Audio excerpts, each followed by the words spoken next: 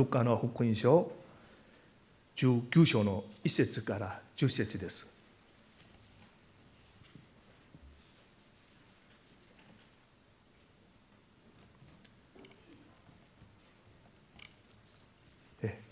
교독하겠습니다.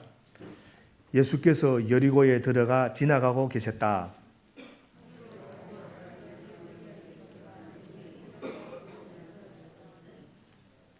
삭개오는 예수가 어떤 사람인지를 보려고 애썼으나 무리에게 가려서 예수를 볼 수 없었다.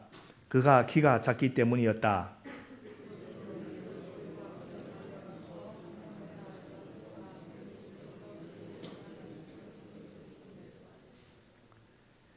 예수께서 그곳에 이르러서 쳐다보시고 그에게 말씀하셨다. 삭개오야, 어서 내려오너라. 오늘은 내가 내 집에서 묵어야 하겠다.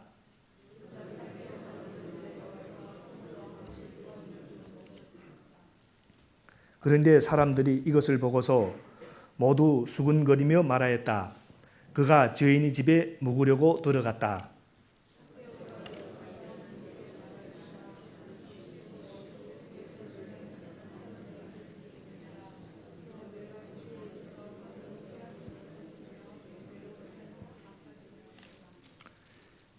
예수께서 그에게 말씀하셨다. 오늘 구원이 이 집에 이르렀다. 이 사람도 아브라함이 자손이다. 인자는 잃은 것을 찾아 구원하러 왔다.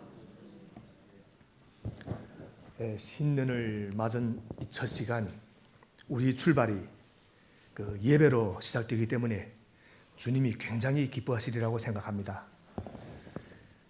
새해에도 주님이 크신 은혜와 축복이 고배 동복의 모든 성도님들과 또 그 가정 위에 충만히 임하기를 축원합니다. 그리고 또 이미 시작한 한 해가 후회할 것이 없는 이런 복된 한 해가 되고 또 주님과 함께하는 그 임마누엘의 한 해가 되기를 주님의 이름으로 축원합니다. 여러분, 새해는 지난 해보다는 새롭게 좀 변화된 새로운 인격, 또 새로운 가치관, 새로운 정신을 가지고 출발할 수 있기를 바랍니다. 저희들도 알다시피 참된 변화는 먼저 마음에서부터 변화가 와야 합니다. 마음에서부터 변화가 와야 됩니다. 그렇지 않고는 결코 생활의 변화가 찾아오지 않거나 혹은 찾아왔어도 그것을 감당하지 못합니다. 그러니까 사람들 가운데는 축복의 기회가 찾아오지 아니해서 어렵게 살 때도 있지만 축복의 기회가 왔어도 그 사람이 마음 자세가 바로 되지 않아서 축복의 기회를 놓칠 때도 참 많이 있습니다. 그러므로 새해에는 먼저 내 자신이 하나님 앞에 바로 서서 또 마음의 변화를 먼저 받아야 하겠습니다. 그러면 마음의 변화를 어떻게 해야 받는 것입니까? 오늘 말씀을 통해서 그 말씀을 그 해답을 또 찾고자 합니다. 오늘 이야기는 잃어버린 그 한 사람을 찾는 이야기고 또 그 사람을 찾아서 구원시키는 이야기입니다. 한 사람을 찾는 이야기고 찾아서 구원시키는 이야기입니다. 그러니까 예수님께서 잃어버린 자를 찾아서 구원하기 위하여 이 땅에 오셨습니다. 오늘 우리가 읽은 이야기를 연극으로 꾸민다면 다른 것은 다 빠져도 괜찮지만 절대로 빼서는 안 되는 두 가지 테마가 있습니다. 첫 번째 테마는 만남입니다. 만남. 예수님과 삭개오의 만남. 다르게 표현하자면 신과 인간의 만남. 두 번째 테마는 변화입니다. 변화. 그러니까 예수님을 만난 그 삭개오의 변화. 구원을 받게 되었고 삶이 바뀌게 되었다는 것입니다. 이 말씀은 사실 우리에게 너무나 익숙한 말씀이고, 특별히 주일학교 어린이들은 선생님들부터 그 귀가 아플 정도로 이 삭개오의 이야기를 많이 들었으리라 생각됩니다. 그래서 특별히 또 제가 이 삭개오 이야기를 또 본문으로 정했습니다. 오늘 말씀이 선포될 때 여러분이 인생에 놀라운 만남과 변화가 있게 되기를 예수님의 이름으로 축원합니다. 먼저 우리 1절부터 4절을 함께 읽겠습니다. 1절부터 4절입니다. 제가 시작하겠습니다. 시작. 예수님께서 여리고에 들어가 지나가고 계셨다. 삭개오라 하는 사람이 거기에 있었다. 그는 세관장이고 부자였다. 삭개오는 예수가 어떤 사람인지를 보려고 애썼으나 무리에게 가려서 예수를 볼 수 없었다. 그가 키가 작기 때문이었다. 그래서 그는 예수를 보려고 앞서 달려가서 뽕나무에 올라갔다. 예수께서 거기를 지나가실 것이기 때문이었다. 예수님을 보고 싶은 마음이 가득한데 사람이 많았기 때문에, 또 키가 작기 때문에 삭개오가 그 뽕나무 위에 올라갔습니다. 그 곁을 지금 예수님이 지나가고 있는 것입니다. 그렇게 예수님과 뽕나무에 올라간 삭개오의 만남이 이루어지는데, 그 놀라운 사건이 또 이제 5절부터 기록되어 있습니다. 우리 5절도 우리 함께 읽어보겠습니다. 5절입니다. 예수께서 그곳에 이르러서 쳐다보시고 그에게 말씀하셨다. 삭개오야, 어서 내려오너라. 오늘은 내가 내 집에서 묵어야 하겠다. 여기서 두 가지 동사가 이 마음에 들어옵니다. 첫 번째는 예수님께서 그곳에 이르렀을 때 위를 쳐다보셨다 하는 단어입니다. 쳐다보셨다. 두 번째는 삭개오에게 말씀하셨다 하는 단어입니다. 그러니까 오늘은 예수님이 그 행동에 이 초점을 맞추어서 몇 가지로 함께 살펴보겠습니다. 그러니까 예수님이 첫 번째 행동은 삭개오를 보셨다입니다. 그러니까 예수님이 삭개오를 보셨다. 더 정확하게 표현하자면 예수님은 삭개오의 열정을 보셨다는 것입니다. 열정. 다시 한번 저희들이 그 삭개오의 겉모습을 정리해 보겠습니다.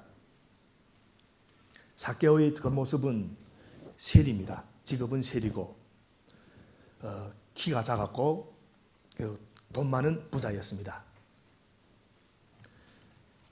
사람들은 삭개오의 이런 겉모습을 보았습니다. 사람들은. 그러나 예수님은 이 삭개오의 속마음을 보았습니다. 어떤 마음인가 하면 예수님을 한번 보고 싶다. 보고 싶은데 그것이 안 되니까 뽕나무에 올라가서라도 예수님을 한번 만나고 싶다. 그러니까 체면을 버리고 스스로 뽕나무에 올라가서 숨어서 예수님을 보고 싶어 했던 그 마음, 그리고 만나고 싶은 그 마음, 다르게 표현하면 한번 제대로 살아보고 싶은 마음, 그 마음을 예수님은 보셨다 하는 것입니다. 여러분, 그 삭개오라는 그 이름이 뜻이 있습니다. 삭개오라면 그 원어로 보면 이 이름이 뜻은 깨끗함, 그 무죄함, 이런 뜻이 있습니다. 그의 부모가 아마 깨끗하고 죄를 짓지 말고 살라고 지어준 이름 같습니다. 그러나 삭개오는 사람들이 자신이 그 이름을 부를 때마다 아마 굉장히 고민이 되었을 것입니다. 그렇게 살지 못하는, 그 부모님이 기대에 따라 살지 못하는 자신이 인생에 대한 고민이 있고, 한쪽 마음구석에는 나도 한번 제대로 살고 싶다, 그런 마음이 있었을 것입니다. 그러니까 마음 한구석에는 늘 한번 제대로 살고 싶다, 이런 염원이 숨어 있고, 또 한쪽에는 이제 이대로 인생이 끝나면 남는 것이 없을 텐데 라는 이런 두려운 마음, 또 속 깊은 곳에 한번 사는 인생인데 제대로 살아가고 싶은 소망과 열정이 있었습니다. 예수님께서 지금 그것을 보셨다 하는 것입니다. 사람은 살아가면서 계속해서 우리 사춘기를 겪게 됩니다. 사춘기. 10대에는 몸이 변화되면서 사춘기를 겪습니다. 20대에 들어가면 인생이 사춘기를 겪게 되는데 어떻게 사는 것이 올바른 삶인가? 그래서 한국에도 보면 데모가 많습니다. 또 20대 후반이 되면 취직하고 결혼하고 아기를 낳고 하면서 다시 한번 어떻게 사는 것이 올바른 삶인가 또 고민하게 됩니다. 40대를 넘으면 이 남성들은 내 인생 어떻게 살까 고민하게 되고, 여성들은 50대를 넘어가면서 이 몸의 변화가 오면서 굉장한 인격적인 사춘기를 겪게 됩니다. 60이 되고 70이 넘어도 내 인생을 어떻게 사는 것이 올바른 삶인가 고민합니다. 전도서 3장 11절에 보면 이런 말씀이 있습니다. 전도서 3장 11절에 보면 사람들에게는 영혼을 사모하는 마음을 주셨느니라. 하나님이 주신 마음입니다. 사람 마음 한구석에는 영혼을 사모하는 마음이 있다는 것입니다. 되는 대로 살아도 영원히 살고 싶고, 영생을 누리고 싶고, 양심을 따라 살고 싶고, 한번 제대로 살고 싶은 마음이 있다는 것입니다. 내가 돈으로 못 채우는 것, 또 명예로 못 채우는 것, 인기로 못 채우는 것, 한번 보람 있고 제대로 살고 싶고 영원히 살고 싶은 그 마음을 하나님이 주셨는데, 그 마음이 지금 삭개오의 마음 가운데 있었다 하는 것입니다. 지금 예수님께서 그 마음을 보셨습니다. 오늘 본문 바로 전에 18장 35절부터 43절까지 보면 눈이 먼 거지를 고치시는 사건이 기록되어 있습니다. 보지 못하는 거린을 예수님께서 고치시는 사건이 기록되어 있습니다. 그런데 예수님은 그 눈이 먼 거지와의 간단한 대화에서 그 마음 속에 있는 제대로 살고 싶은 마음, 그 열정을 보았습니다. 그러니까 눈 먼 거지는 거지입니다. 삭개오는 부자입니다. 그러나 그들이 표면이 부자이든 거지든지 관계없이 예수님은 사람을 볼 때 마음속에 있는 이 삶의 열정을 보셨다는 것입니다. 제대로 한번 살고 싶은 마음, 제대로 한번 살고 싶은 마음. 저희들이 전도할 때도 한 영혼 안에 있는 그 열정을 보면 그의 겉모습에 겁먹지 않고 전도를 할 수 있습니다. 그가 세상에서 대단한 사장이든 회장이든 또 호물에서이든 상관없습니다. 그 마음속에 있는 한번 살고 싶어하는 그 열정을 보면 전도할 수 있습니다. 여러분, 자녀들 마음 가운데는 정말 효자효노로 부모님한테 잘해주고 싶은 마음이 항상 있습니다. 그러니까 부모님한테 자녀들도 잘해주고 싶은 마음, 반항하면서 살고 있는 자녀들의 마음 가운데도 자기 부모에게 잘해주고 싶은 마음이 있습니다. 그럼 우리 부모들의 마음 가운데는 뭐가 있습니까? 자신이 인생을 희생하세라도 자녀에게 잘해주고 싶은 마음이 있습니다. 자녀가 부모의 그 마음을 보면 효자가 되고 효녀가 됩니다. 또 부모가 그 자녀의 마음을 알면 자녀를 이해할 수 있습니다. 우리가 믿지 않는 사람들이 마음속에 있는 영원히 살고 싶은 그 마음을 알면 전도하면서 실망하지 않습니다. 그 뽕나무에 올라가 있는 삭개오도 영원히 살고 싶은 그 삶의 열정이 있다는 것, 그것을 예수님은 보았다 하는 것입니다. 되는 대로 살아가는 사람들이 마음 가운데도 그 열정이 있습니다. 여러분, 형무소에 들어가 있는 사람들이 마음 가운데도 한번 제대로 살고 싶은 그런 열정이 있습니다. 그러니까 그것을 본 사람들이 그들 가운데 가서 전도를 할 수 있는 것입니다. 여러분, 마찬가지입니다. 주님께서 오늘 이 시간 여러분을 볼 때 여러분 마음속에 있는 그 열정을 보고 있습니다. 그것 한 가지면 예수님께서 만나주시는 것입니다. 만약 여러분 마음속에 그 열정이 없고 왜 저 목사의 설교는 저렇게 지루한가, 또 목사의 머리는 왜 저렇게 벗겨졌나, 그것이 마음에 있으면 예수님이 만나주시지 않습니다. 우리 새해인데 좀 한번 웃읍시다. 새해는 여러분이 그 삶 속에 예수님을 인격적으로 만남으로 인한 그런 기쁨이 넘쳐나기를 간절히 바랍니다.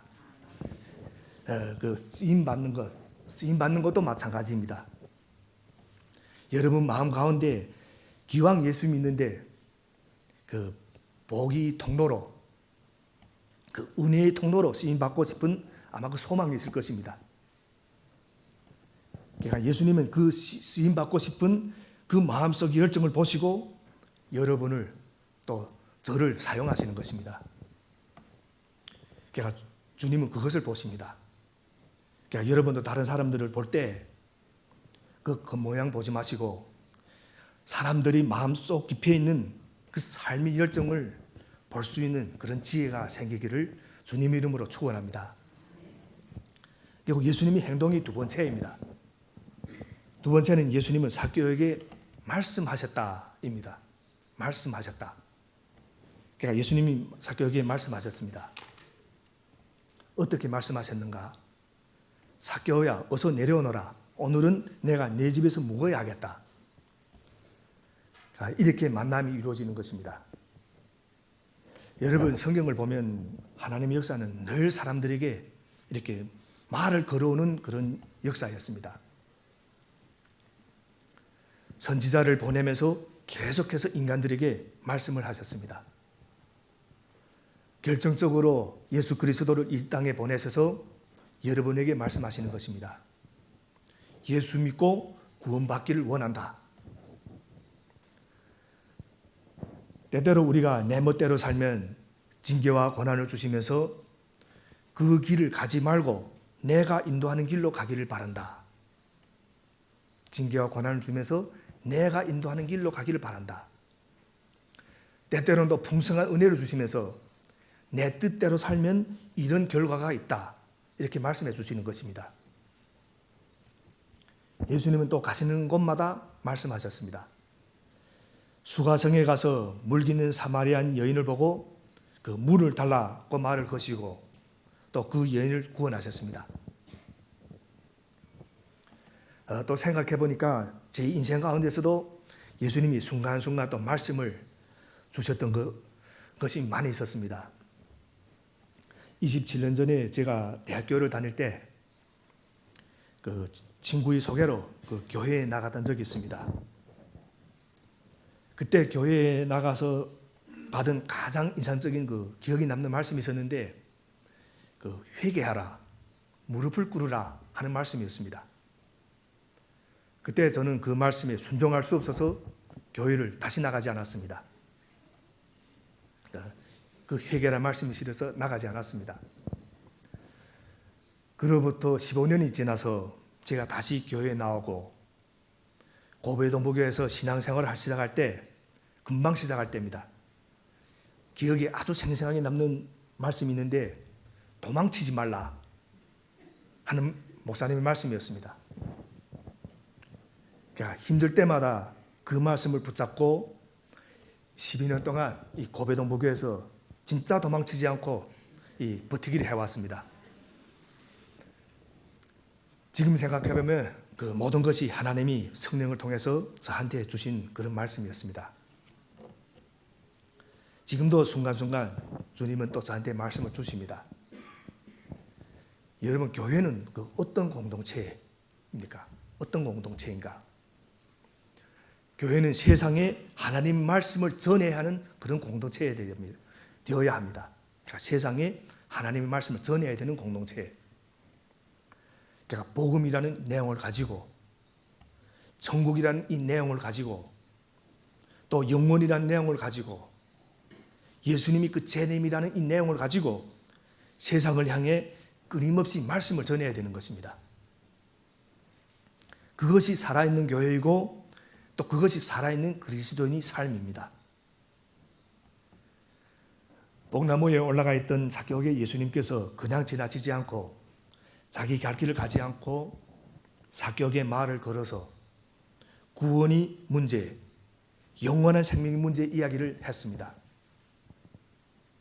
우리도 이처럼 세상을 향해서 이 복음이란 천국, 그리고 또 영원한 생명, 죄의 용서, 사랑, 또 재림, 또 이런 문제를 가지고 여러 가지 방법을 통해서 세상에 말을 걸어야 하는 것입니다.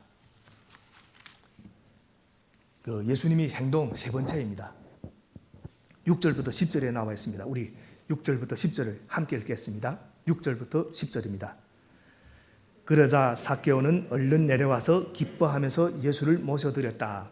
그런데 사람들이 이것을 보고서 모두 수군거리며 말하였다. 그가 죄인의 집에 묵으려고 들어갔다. 삭개오가 일어서서 주님께 말하였다. 주님 보십시오. 내 소의 절반을 가난한 사람들에게 주겠습니다. 또 내가 누구에게서 강제로 빼앗은 것이 있으면 4배를 하여 갚아주겠습니다. 예수께서 그에게 말씀하셨다. 오늘 구원이 이 집에 이르렀다. 이 사람도 아브라함의 자손이다. 인자는 잃은 것을 찾아 구원하러 왔다. 삭개오가 제대로 살겠습니다. 그 변화를 선포합니다. 그러자 예수님이 오늘 이 집에 구원이 이르렀다고 선포합니다. 그리고 예수님이 나는 잃어버린 사람을 찾아서 구원하러 왔다고 말씀합니다. 금방 읽은 말씀을 보면 눈에 띄는 단어가 하나 있습니다. 7절에서 나오는 말씀인데 단어인데 7절에 나오는 단어인데 수군거리며 라는 단어입니다. 수군거리며. 그러니까 수군거리는 내용이 무엇입니까? 예수님이 죄인의 집에 들어갔다는 것입니다.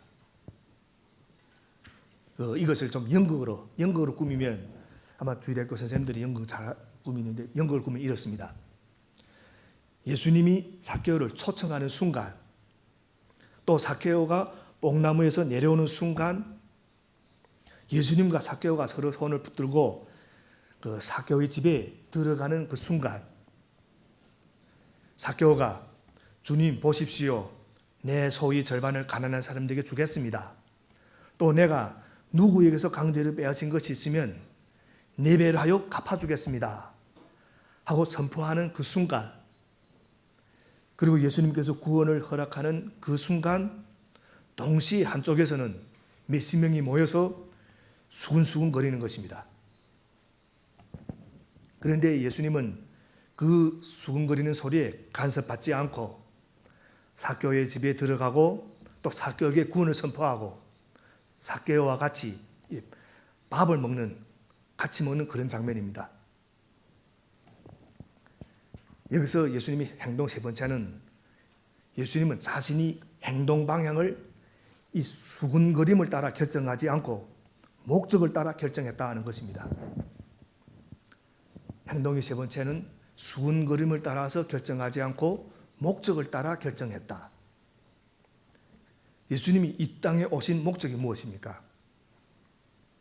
10절입니다. 우리 10절을 우리 다시 한번 함께 읽겠습니다.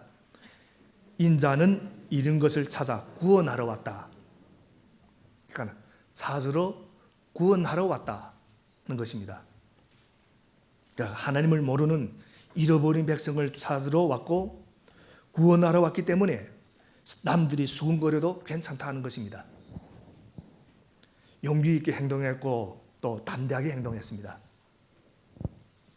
모든 것이 분명한 목적에서 온 것입니다. 그 당시 그 죄인이 집에 들어가는 것은 사실 쉬운 일이 아닙니다.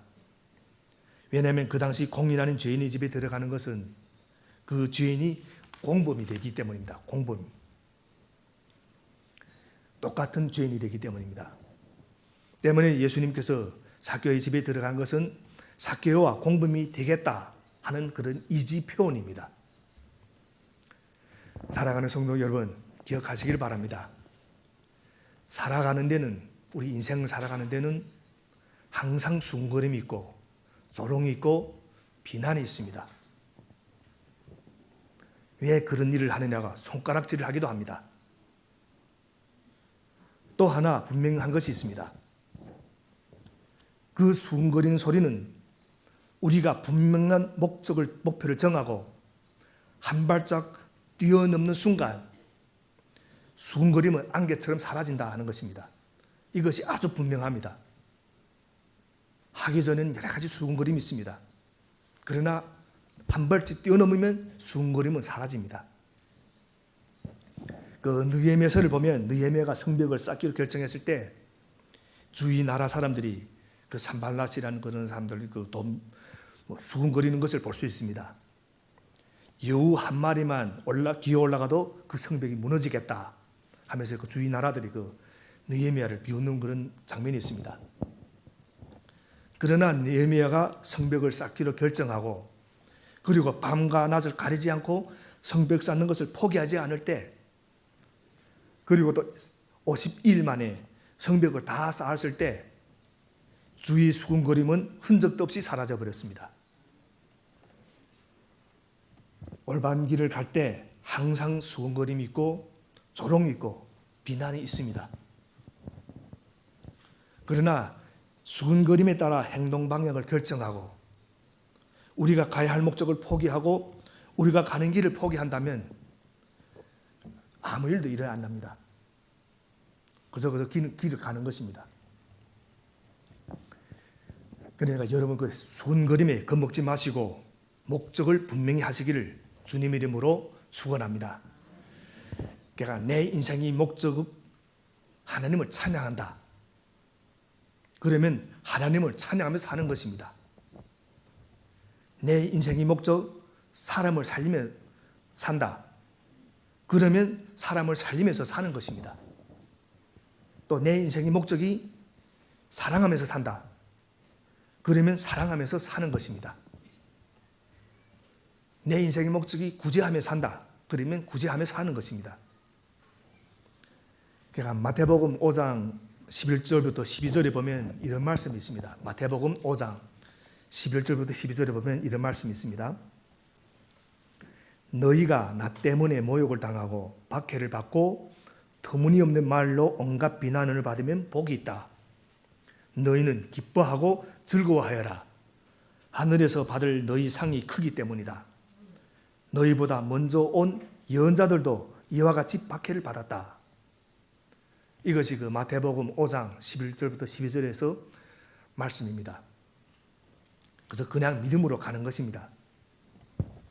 여러분들도 예수님처럼 그렇게 또 2017년 행동하시기를 간절히 소원합니다. 오늘 말씀을 정리하겠습니다.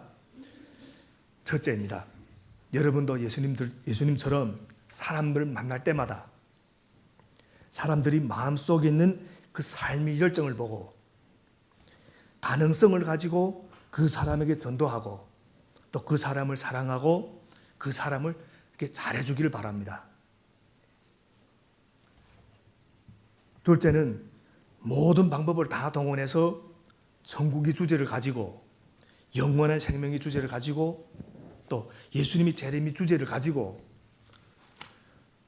또 탁월한 그런 도덕적 인격, 깨끗한 성품을 가지고 세상 사람들에게 말을 거시기를 주님 이름으로 축원합니다. 또 세 번째는 남들이 수군거려도 분명한 목표를 정하고 거룩한 삶으로 목적을 또 정하고 당당하게 걸어갈 수 있기를 바랍니다. 예수님처럼 또 그리고 예수님 앞에 서 있는 삭개오처럼 그래서 또 예수님과 삭개오가 만나고 또 그 가운데서 놀라운 변화와 구원이 사건이 있었던 것처럼 이 놀라미 만남이 사건이 오늘 이 자리에서 또 2017년 오늘 한 해 동안 저와 여러분한테 있기를 주님 이름으로 축원합니다. 기도하겠습니다. 하나님 아버지, 예수님과 삭개의 인격적 만남과 만남이 결과인 변화의 사건이 오늘 우리에게 있게 하여 주옵소서. 예수님 이름으로 기도를 드립니다. 아멘. 예. 찬양하면서 하나님께 봉헌하는 시간을 가지겠습니다.